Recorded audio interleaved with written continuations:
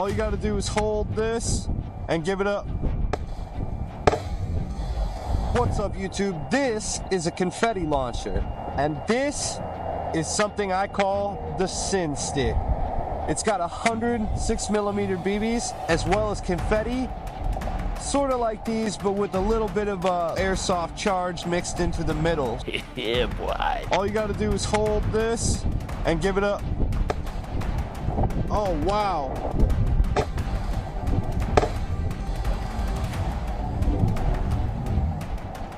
As you can see, they're pretty harmless. The confetti is also biodegradable. How about that?